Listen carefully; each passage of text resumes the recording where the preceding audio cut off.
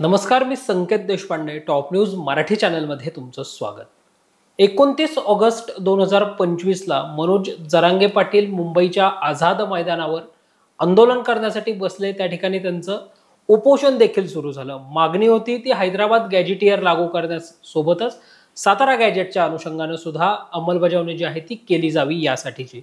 5 दिवस मनोज जरांगे पाटील यांचं हे आंदोलन चाललं, उपोषण चाललं आणि अखेर 5व्या दिवशी राज्य सरकारकडनं हैदराबाद गॅजेटियरचा GR जो आहे तो काढण्यात आला आणि सातारा गॅजेटियर लागू करण्यासाठी 1 महिन्याचा वेळ जो आहे तो घेण्यात आला आणि सातारा गॅजेट लागू करण्याच्या आता प्रशासकीय पातळीवरच्या हालचाली ज्या आहेत त्या वाढल्याचं पाहायला मिळतंय। नुकतंच पुण्याच्या विभागीय आयुक्त कार्यालयात शिंदे समितीचे सदस्य असणारे आणि राज्याचे मंत्री असणारे शिवेंद्रसिंहराजे भोसले यांच्या उपस्थितीमध्ये एक बैठक देखील पार पडली आहे। नेमकं हे गॅजेटियर असतं तरी काय, सातारा गॅजेटियर मध्ये अशा काय नोंदी आहेत किंवा सातारा गॅजेट म्हणजे नेमकं काय, याच अनुषंगाने आपण चर्चा करणार आहोत। आणि या चर्चेत आज आपल्या सोबत असणार आहेत इतिहास तज्ञ कांचन कोठावडे मॅडम तुमचं स्वागत आहे टॉप न्यूज मराठीमध्ये।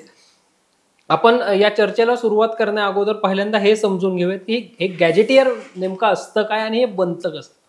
सातारा गॅजेटियर म्हणजे काय आणि सातारा गॅजेटियर बनलं कसं त्याचं हे तुम्हाला दाखवते। हे सातारा जिल्ह्याचं गॅजेटियर आहे जे शासन मान्य अधिकृत आहेत। तर सगळ्यात प्रथम तर गॅजेटियर म्हणजे ऐतिहासिक, भौगोलिक, सामाजिक, राजकीय असलेले दस्तऐवज, या दस्तऐवजाचं एकत्रीकरण करून जे काही माहिती गोळा संकलित केली जाते ते गॅजेटियर। तर त्या गॅजेटियरमध्ये सामाजिक भागाची जी काही विभागणी केलेली आहे त्याची काही ज्या नोंदणी किंवा त्या काळातली परिस्थिती किंवा समाजरचना कशा होत्या त्याचं त्याचे डिटेल्स सगळे त्या गॅजेटियरमध्ये उपलब्ध असतात। तर ह्या सातारा गॅजेटियर जो आहे त्याची प्रथम इंग्रजी आवृत्ती जेम्स एम कॅम्पबेल यांनी इसवी सन 1885 मध्ये हे गॅजेटियर बनलेलं होतं आणि बॉम्बे प्रेसिडेन्सी खंड 19 म्हणून त्याचा तो प्रकाशित भाग म्हणून आहे। तर हे सातारा गॅजेटियर त्यावेळेस बनलेलं आहे। त्याचप्रमाणे म्हणजे सर्वप्रथम तुम्हाला सांगते की इम्पेरियल गॅजेटियर ऑफ इंडिया आणि provisional series, Bombay gazetteer volume series, अनेक जिल्ह्यांचे असे गॅजेटियर स्वतंत्र बनलेले आहेत। म्हणजे 1881 मध्ये जर जी जनगणना झाली आहे त्या जनगणनेनुसार त्याचे जे व्हॉल्यूम्स बनलेले आहेत त्यानंतर हे स्वतंत्र गॅजेटियर्सची निर्मिती झालेली। एकंदरीतच मॅडम गॅजेटियरचे अंमलबजावणी करत असताना किंवा गॅजेटियरमध्ये आता सातारा गॅजेटियरमध्ये नेमका काय उल्लेख आहे मराठा कुणबी या अनुषंगाने? हो, आता तुम्हाला मी डिटेल आधी थोडंसं सांगते ह्या संदर्भात की ब्रिटिश प्रशासनाने बॉम्बे प्रेसिडेन्सी आणि सेंट्रल प्रोव्हिन्सेस या 2 स्वतंत्र प्रशासकीय केंद्रातून काम केले आणि त्यातून स्वतंत्र गॅजेटियरची निर्मिती झालेली। त्याचप्रमाणे हा सेन्सस ॲक्ट झाला तो 1863 साली झालेला आहे आणि 1871 मध्ये लॉर्ड मेयो तत्कालीन जे अधिकारी होते इंग्रज अधिकारी तर त्यांनी त्या संख्यात्मक जातगणना ती जातीसाठी म्हणजे इंग्रजांनी काय केलं की सर्वप्रथम जातगणनासाठी एक वेगळं कॉलमच तयार केलं जे की आधी नव्हतं। 1871 नंतर या जातींचे कॉलम तयार झाले आणि त्या कॉलममध्ये जातीनिहाय गणना तयार झाल्या आणि मग त्या संख्यात्मक घेऊन त्या गॅजेटियरमध्ये त्याचा उल्लेख आलेला आहे। जसं तुम्ही आता पाहू शकता इथे कुणबीचा हा एक स्वतंत्र वेगळाच पान तयार केलेला आहे। पान नंबर 257 वर आहे त्याचा उल्लेख। इसवी सन 1881 मध्ये कुणबी ही संख्या जी होती 5,83,559 आणि 1931 मध्ये ती संख्या झाली 5,789। मग ती संख्या कुठे गेली तर त्यांनी अगदी क्लिअर उल्लेख दिलेला आहे। इसवी सन 1885 मध्ये प्रसिद्ध झालेल्या सातारा जिल्हा गॅजेटियरमध्ये कुणबी शीर्षकाखाली स्वतंत्र माहिती दिलेली आहे। तथापि 20व्या शतकात जिल्ह्यात कुणबी जातीचे स्वतंत्र अस्तित्व आढळत नसून ते मराठा जाती अंतर्गत लुप्त पावतात। तर ते कसे लुप्त झाले, ती संख्या गेली कुठे, त्याचे आपल्याकडे अनेक शासकीय दस्तऐवज महत्त्वाचे पुरावे शासकीय रेकॉर्डमध्ये उपलब्ध आहेत. तर त्याची तुम्हाला म्हणजे मी दाखवू शकते. आणि शिवाय जनगणनेनुसार इंग्रजांच्या काळातील दर 10 वर्षांनी ती जनगणना सुरुवातीला व्हायची. मग त्यामध्ये पुढील नोंदीच्या आधारावरून म्हणजे जो 40 वर्षांमधला इतिहास आहे 1860 पासून ते 1902 पर्यंत कुणबी म्हणून मराठ्यांमध्ये ती कशी लुप्त झाली त्याचे आपल्याकडे जे काही एव्हिडन्सेस आहे मी तुम्हाला ते दाखवू शकते. आणि अजून एक महत्त्वाचं की 1881 मध्ये जी जनगणना झाली ती काही फक्त एकाच जिल्ह्यापुरती झालेली किंवा एकाच तालुक्यापुरती नाही झाली, तर ती राज्यासह अनेक म्हणजे देशातली भारत, पाकिस्तान आणि बांगलादेशसह ती हे झाली होती, जनगणना झाली होती. त्यात ज्या आपल्या राज्याची जनगणना झालेली तर ती अनेक संस्थानिकासह ती जनगणना झाली. मग त्यामुळे 1881 मध्ये 75ला जी 71 साली जी जनगणना झाली तर तो बेस न घेता 81 मध्ये जी जनगणना झाली त्याचा बेस धरून त्यांनी गॅजेटियरला सुरुवात केली. तर तुम्ही इथं बघू शकता की ती लुप्त झालेली जी संख्या आहे, तुम्हाला जाते इथे मी ते असे काही शासकीय पुरावे आहेत ते दाखवते. जसं हे तुम्ही बघू शकता की हे शासकीय पश्चिम महाराष्ट्रातले मी काही पुरावे घेतलेले आहेत. तर ह्याच्यात एक नोंद आहे मोडी लिपीमध्ये. जसं तुम्ही बघू शकता गवेंदा कानू व्यंकू ननवरे अशी मोडी लिपीत नोंद आहे. त्याचं लिप्यंतर मी इथं केलेलं आहे. 1905 मध्ये ही व्यक्ती कुणबी म्हणून तुम्ही इथे बघू शकता आणि तीच व्यक्ती 1914 मध्ये तीच व्यक्ती कानू व्यंकू ननवरे ही जात त्याची मराठा म्हणून. अशा अनेक नोंदी म्हणजे शासकीय दप्तरात उपलब्ध आहे. तसंच मराठवाड्यात देखील अशा नोंदी देखील आहेत. मग त्या 1881 मध्ये कुठं लुप्त पावल्या तर उर्दू भाषेत आणि फारसी भाषा आणि मोडी भाषेतही त्या नोंदींचं जर एकत्रीकरण किंवा संकलन जर केलं तर तिथे देखील कुणबी आणि मराठा अशा एकत्रित असलेल्या नोंदी देखील आपल्याला तिथे सापडू शकतात, जे की म्हणजे त्या मोठ्या प्रमाणावर उपलब्ध आहे. मग जो 81 मध्ये झालेला मराठ्यांमध्ये लुप्त झालेली ही संख्या जातीनिहाय गणना त्या एकत्र घेऊन इंग्रजांनी त्या गॅजेटियरमध्ये त्या संख्यात्मक दाखविलेल्या आहेत. हे जे गॅजेटियर्स आहेत मग असे प्रत्येक जिल्हानिहाय गॅजेट आहेत का, आणि हे गॅजेट साधारणतः एकाच वर्षी बनले गेले का किंवा त्याचा काही कालखंड वेगळा होता?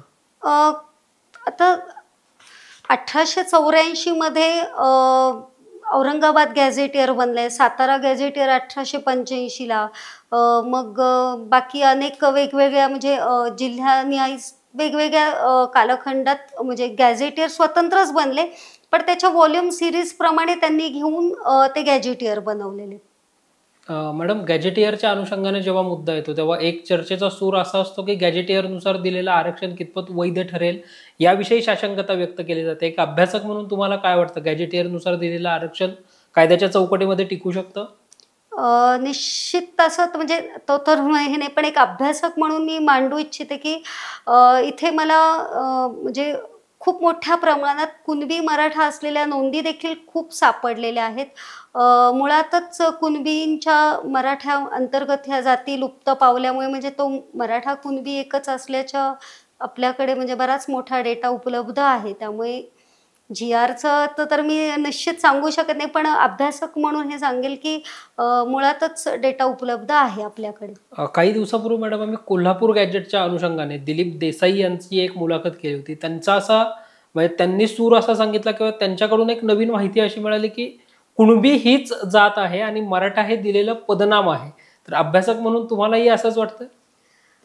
मी त्याबद्दल माझा काही अभ्यास नाही, त्याचं मी काही सांगू नाही शकत. पण माझा मोडी लिपीतला अभ्यास असल्यामुळे मला जो शासकीय पुरावे जे काही दिसतात, जो काही म्हणजे मी संपूर्ण राज्यातनं जेव्हा ज्या नोंदींवरनं जे काही मी वाचन केलेलं त्यानुसार तर मला सर्वप्रथम नोंदी ह्या ज्या दिसल्या त्या कुणबी दिसल्या आणि 1902 मध्ये त्याच नोंदी मी ज्या आता तुम्हाला दाखवलेल्या त्याच नोंदी मराठ्यांमध्ये लुप्त झालेल्या आहेत. अनेकदा कुणबी नोंदींच्या अनुषंगाने अशी एक चर्चा होताना आपल्याला पाहायला मिळते की जो शेतीक असतो तो कुणबी, तर त्या अनुषंगाने काही वेगळं माहिती तुमच्याकडे आहे? हा पूर्वीच्या काळात तो कुणबी म्हणजे हा शेतीक असणाराच होता. म्हणजे मी मगाशीच आपल्याला तो मुद्दा उपलब्ध केला, की इंग्रजांनीच जातीनिहाय कॉलम तयार केलेले आहेत. म्हणजे पूर्वीच्या काळामध्ये असं काही वेगळं असं म्हणजे कॉलम्स वगैरे नव्हते जातींचे. तर इंग्रजांच्या काळात ते कॉलम्स तयार करण्यात आले. जसं 1860 नंतर असे बरेचसे म्हणजे सुरुवात झाली गाव नमुना 14 मध्ये लिहिण्यास त्यांनी सुरुवात केली. जातीनिहाय गणना वगैरे त्याच्यावरच तयार झालेल्या आहेत. मूळ ज्या गॅजेटियरचा GR सुद्धा निघाला ते हैदराबाद गॅजेट आहे आणि आपण आता ज्या गॅजेटियरची चर्चा करतोय ते सातारा गॅजेट. तर हे सातारा गॅजेट हे दोन्ही सेम आहे की या दोन्ही गॅजेटमध्ये काही फरक आहे? आता त्यावेळेस 1881 संपूर्ण राज्याचीच जनगणना झालेली होती. मग आणि राज्यातून जेवढे कुणब्यांची संख्या त्याचं करून मग त्या प्रत्येक जिल्ह्याच्या ह्याच्यात त्यांनी त्या कुणब्यांची संख्या टाकली किती होती आणि मराठ्यांची संख्या किती होती आणि नंतर मग ती पुढे दर 10 वर्षांनी कशी बदलत गेली त्याचा तो संख्यात्मक रेकॉर्ड आहे. जसं आता हे औंध संस्थानाचं एक कमावीसदाराचं दप्तर आहे, तर त्या कमावीसदाराच्या दप्तरामध्ये तुम्हाला कुणबी मराठी अशा नोंदी आहेत आणि जात मराठा म्हणून अशा देखील नोंदी आपल्याला निदर्शनास येतात. त्याचप्रमाणे अनेक नोंदी तपासत असताना देखील मला मराठे कुणबी किंवा मराठी कुणबी, कुणबी मराठी अशा देखील नोंदी म्हणजे बऱ्याच निदर्शनास अनेक तालुक्यांमधून आलेल्या. याशिवाय कुणबी, कुळवाडी, कुरवाडी ह्या देखील नोंदी ज्या आहेत त्या देखील तुमच्या कोल्हापूर, सातारा, सांगली ह्या तालुक्यांमध्ये बऱ्याच प्रमाणात आढळतात. त्याचं पत्राचं जे म्हणजे विश्लेषण मी ॲडव्होकेट मिलिंद कांबळे राधानगरी यांच्याकडून घेतलेलं होतं आणि ह्याचं पत्र देखील बाकी जे काही पत्र होते तर त्याबरोबर सातारचे शरद काटकर अण्णा म्हणून आहेत, आम्ही असं तिघांनी मिळून मुख्यमंत्र्यांना त्याचं देखील पत्र पाठवलेलं होतं. आणि 1 वर्षापासून म्हणजे या पत्राचं आम्ही हे करत आहोत म्हणजे पाठीमागे की कसं आहे वगैरे. त्याचप्रमाणे मराठवाड्यात देखील कुणबी नोंद ज्या ठिकाणी आहे तर त्या कुणबी नोंदीच्या खाली ऐजन, एजन असे शब्द देखील मला आढळलेले होते. त्याचं पत्र देखील आम्ही मुख्यमंत्र्यांना दिलेलं होतं. तर त्याचा अर्थ म्हणजे एजन आणि औजन जे आहे तर ते वरील प्रमाणे म्हणजे सेम ॲज अबाऊ म्हणून आपण त्याचा अर्थ घेऊ शकतो. आणि त्या फक्त कुणबी नोंदींसोबत अनेक जातींच्या देखील मला त्या खाली निर्देशनास आलेल्या होत्या. तर त्याचं देखील मी मुख्यमंत्र्यांना म्हणजे पत्र त्या काळात शिंदे समितीच लिहिलं होतं की ऐजन आणि औजन हा शब्द देखील घ्यावा म्हणजे जेणेकरून कुणबी नोंदी खूप प्रमाणात मराठवाड्यात आढळेल म्हणून. याशिवाय सरकारी दस्तऐवज म्हणजे तुमचं खरेदी खत, कर्ज रोखे, गहाणखत ह्याच्यामध्ये देखील उर्दू आणि पर्शियन भाषेमध्ये, फारसी भाषेमध्ये त्याचं बऱ्याचशा नोंदी आढळतात कुणबी मराठ्यांच्या वगैरे. तर त्याचं देखील म्हणजे घेण्यात यावं किंवा त्याचं वाचन करण्यात यावं हे मी मुख्यमंत्र्यांना त्याचं पत्र देखील दिलेलं होतं. मॅडम, जर सातारा गॅजेट लागू झालं तर मराठा समाजाला त्याचा कसा फायदा होऊ शकतो? नक्कीच, कारण हे गॅजेटियरच जे बनलं आहे मुळातच ज्या जातीनिहाय गणना झालेल्या त्याचा संख्यात्मक जो डेटा आहे त्या गॅजेटमध्ये उपलब्ध आहे. त्यामुळे हा गॅजेट साहजिकच आहे, शासनाने त्याला म्हणजे चॅलेंज करता येणार नाही असं अगदी नुकतंच आत्ता सांगितलेलं आहे, कारण बनलाच तो शासकीय दस्तऐवजांवर. त्यामुळे नक्कीच त्या गॅजेटियर किंवा त्या GRचा सातारा गॅजेटियर जो काही घेऊन त्या GRचा नक्कीच फायदा समाजाला होईल. पहिली जातनिहाय जनगणना ही इंग्रजांच्या काळामध्ये झाली होती. त्यानंतर आता सरकार प्रयत्न सुद्धा करताना आपल्याला पाहायला मिळते. तर त्या पहिल्या जातनिहाय जनगणनेचा आधार घेत आता ज्यावेळी जातनिहाय जनगणना होईल तेव्हा कोणत्या मुद्द्यांना हायलाईट केलं पाहिजे, काय वाटतं तुम्हाला अभ्यासक म्हणून? जातीनिहाय गणना ह्या इंग्रजांच्या अगदी म्हणजे 100-150 वर्षापासून काळात सुरुवातच झाली ना. मग आता सरकार त्याला कसं जातीनिहाय कसं घेतोय हे म्हणजे प्रयत्नशील नक्की ते पण राहतीलच की आता पुढे कसं डेटा संकलित करता येईल. निश्चितच तुम्ही शिंदे समितीमध्ये सुद्धा काम केलेलं आहे. तर शिंदे समिती म्हणून ज्यावेळी एक समिती गठीत झाली होती त्यावेळी तुमची कार्यकक्षा कशी होती किंवा तुम्ही कुणबी नोंदी शोधण्यासाठी कोणत्या कागदपत्रांचा आधार जो आहे तो प्रामुख्याने घेतला गेला? हां, जेव्हा माझी शिंदे समितीत निवड झाली तेव्हा निश्चितच म्हणजे रेकॉर्ड तपासण्यासाठी अनेक तहसील कार्यालय किंवा नगरपालिका किंवा शाळा ज्या काही असतील, जुन्या शाळा म्हणजे, तर त्यामध्ये जो काही रेकॉर्ड आहे मोडी लिपीतील, तर तो आम्हाला तपासण्याचा त्यांनी आदेश केले होते त्यावेळेस. आणि त्यावेळेस माझ्या निर्देशनास आलं की बऱ्याच तहसील कार्यालयांमध्ये गाव नमुना 14 म्हणून हा त्या नोंदींचा म्हणजे त्याच्यात तो रेकॉर्ड उपलब्ध झाला. शिवाय नगरपालिकांमध्येही होता आणि शाळेंमध्ये देखील सापडला. मराठवाड्यात देखील अशाच नोंदी म्हणजे गाव नमुना 33, 34, खासरा पत्रक, पीक पाणी, पेरा वगैरे ह्याच्यात देखील नोंदी आढळल्या. पण नुकतंच मी जेव्हा तुळजापूरला भेट दिली असता मला लक्षात आलं की दस्तऐवज सरकारी म्हणजे खरेदी विक्रीचे जे व्हॉल्युम्स बुक आहेत, तर त्या नोंदी ज्या आहेत त्या पर्शियन भाषेत किंवा उर्दू भाषेत आहे. तर त्याचा रेकॉर्ड तपासला गेला नाही. तो जर तपासला गेला तर तो देखील मोठ्या प्रमाणात तिथे नोंदी आढळेल. मॅडम, सातारा गॅजेटचं असं काय वैशिष्ट्य आपल्याला सांगता येईल? जसं हैदराबाद गॅजेटमध्ये म्हटलं मराठवाड्यातले मराठी कुणबी आहेत. काही दिवसांपूर्वी कोल्हापूर गॅजेटमध्ये असं म्हटलं होतं की मराठा कुणबी एकच आहेत. तसं हैदराबाद गॅजेटियरमधला एक सातारा गॅजेटमधला एक हायलाईट पॉईंट असं काय सांगता येईल आपल्याला? मगाशीच मी आपल्याला सांगितलं होतं की जिल्ह्यानिहाय एकत्रितच जनगणना झालेली होती. अगदी संस्थानिकासह ती जनगणना झालेली होती. तर त्या जनगणनेत असं म्हणजे वेगवेगळं असं नाही की म्हणजे मराठवाड्यातला मराठा वेगळा आहे किंवा पश्चिम महाराष्ट्रातला मराठा वेगळा आहे, असं नाही आहे. संपूर्ण राज्याचीच म्हणजे देशासह ती जनगणना झालेली होती. त्याचा इम्पिरियल डेटा आधीच इंग्रजांनी तो कलेक्ट केला होता आणि त्या जातीनिहाय गणना म्हणजे 14 नमुना, गाव नमुना जो 14 आहे किंवा बाकीचे काही दस्तऐवज आहे, तर त्या दस्तऐवजावरनं त्या जातींची संख्या घेतलेलीच होती आणि मग ती संख्या गॅझेटियरमध्ये उपलब्ध केलेली होती. त्यामुळे असं पश्चिम महाराष्ट्राचा मराठा वेगळा आहे, कोल्हापूरचा वेगळा आहे, इकडचा वेगळा असं नाही आहे. त्याची संख्या तर मग एकूण एकत्रितच संख्या त्या गॅझेटियरमध्ये उपलब्ध आहे. गॅजेटियर तयार करताना कोणत्या मुद्द्यांचा प्रामुख्याने विचार जो आहे तो केला जातो? गॅझेटियर तेच की ऐतिहासिक दस्तऐवज, तुमचं सामाजिक दस्तऐवज, राजकीय दस्तऐवज, ह्याचा जो काही अभ्यास केलेला आहे, तो या गॅझेटियरमध्ये पूर्णतः आलं. म्हणजे तुमचं पीक कसे होते, हवामान कसं होतं किंवा त्यात काही समाजाची व्यवस्था कशी होती, सामाजिक जीवन कसं होतं आणि अशी भौगोलिक वगैरे माहिती जी काही आहे ती त्या गॅझेटियर आणि त्याचा प्राचीन इतिहास देखील गॅझेटियरमध्ये उपलब्ध असतो. प्रत्येक जिल्ह्याचे असे वेगवेगळे गॅजेट्स आहेत की काही ठराविक जिल्ह्यांपुरतेच? नाही, सगळ्याच जिल्ह्यांचे स्वतंत्र गॅझेटियर झालेले आहेत. अगदी म्हणजे तुम्ही 1909 साली हैदराबाद गॅझेटियर झालं. त्याच्या आधी तो औरंगाबादमध्ये गॅझेटियर होता आणि त्याच्याही आधी सगळ्यात महत्त्वाचं की इम्पिरियल गॅझेटियर ऑफ इंडिया हा बनलेला होता. इसवी सन साधारण 1863 मध्ये आहे त्याचं.